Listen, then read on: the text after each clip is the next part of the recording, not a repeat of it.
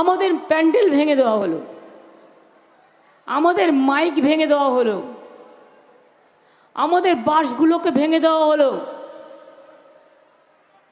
আমি নিজে তারপরে ছুটে গেলাম, গিয়ে অজিত পাজাকে উদ্ধার করে নিয়ে এলাম। দেখলাম চারিদিকে শুধু গুলি চলছে আর গুলি চলছে। আমি এসব দিন ভুলে যাইনি। আমি কৃতজ্ঞ একটা কথায়, সেদিন আমাদের থাকার জায়গা ছিল না। জয়রামবাটি কামারপুকুর থেকেই ওরা আমাদের বলল, পাশেই দেখুন একটা মিউনিসিপ্যালিটি ছোট্ট গেস্ট হাউস আছে, একটা দুটো রুম আছে, আমরা সেখানেই ছিলাম। আর একটা ব্যাপারে আমি কৃতজ্ঞতা জানাচ্ছি, বিশেষ করে আমাদের সারদা দেবীর যেখানে যেখানে মন্দির আছেন, মায়ের মন্দির, তারা খুব ভালো কাজ করে।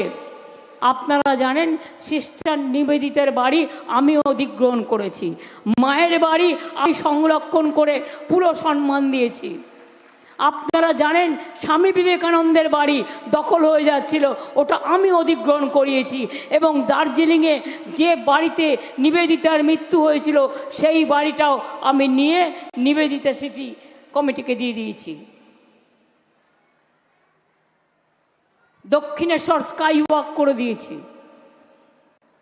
দক্ষিণেশ্বর মন্দির সাজিয়ে দিয়েছি, বেলুড় মঠে অনেক জেটি করে দিয়েছি।